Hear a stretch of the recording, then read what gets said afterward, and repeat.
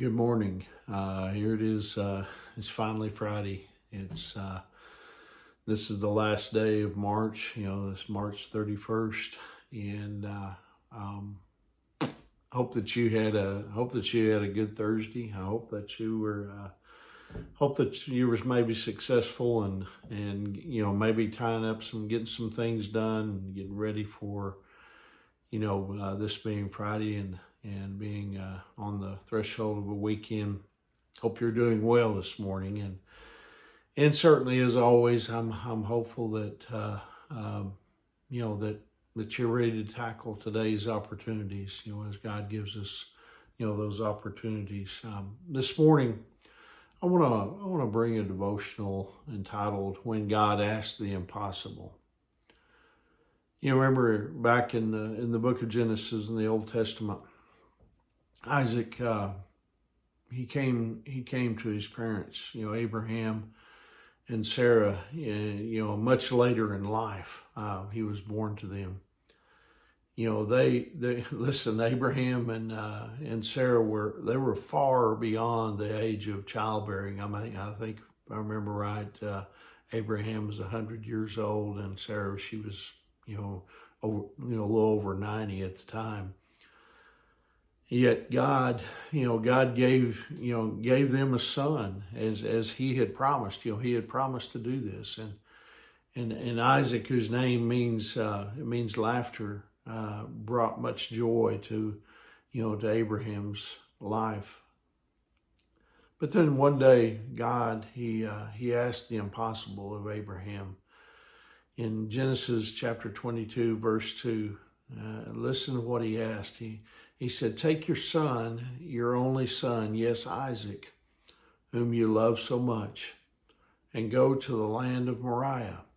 Go and sacrifice him as a burnt offering on one of the mountains, which I will show you." Now, I have to admit, and I've read this many times, I'll have to admit, I don't know that I could do that. I look at my two sons and my daughter, and I just don't know. That would be, as I said, this, it's an impossible question.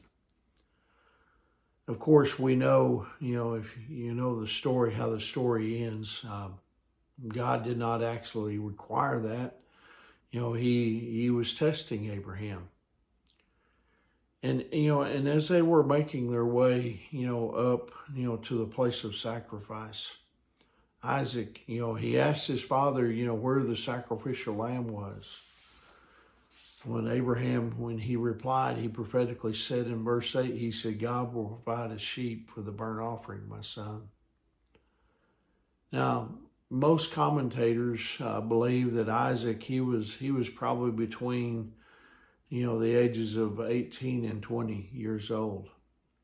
And so Isaac, he could have said, something to the effect, "Well, now, Dad, wait a minute. The way I'm seeing this is, that you're going to offer me as a sacrifice, but I'm young.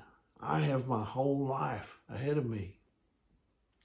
However, verse 8 continues and says, "And they both walked on together." You see, to Isaac's credit, he went along with the plan. Father and son, you see, they were in cooperation with each other and with God. And this is a perfect picture of really what happened at the cross of Calvary. Even the area where Abraham he prepared to offer Isaac, was where Jesus, died on for us on the cross. Yes, Jesus, he willingly went to the cross. But let's also remember that God the Father sent him. The Father, he had to watch his son, his one and only son, suffer. The Father had to watch as his son was beaten beyond human recognition. Father and son were in cooperation. The Father sent his son, and the son willingly went. You know, and that's what Jesus did for us. He was that sacrificial lamb for us, but it was in cooperation with the Father. The Father willingly sent him. And you know, that's the God we serve, the God who loved us so much that he gave his one and only Son to die on a cross for us. And you know, I think you know, we can correlation, you know, we as God's children, we need to be willing to do whatever it is God wants us to do. And sometimes those are hard things. Sometimes those are standing up for what we believe in when it's not popular. And Christianity is not becoming any more popular, but it is important that we stand for what we believe in. So anyway, just wanted to share that with you, and I hope it encourages you this morning. Remember, as always on Friday, I tell you, if you find yourself near Hydro on Sunday morning, come worship with us at Hydro First Baptist Church. We'd love for you to come. But anyway, remember, Angie and I, we love you guys, and we're praying for you. And Lord willing, I'll see you soon. God bless you.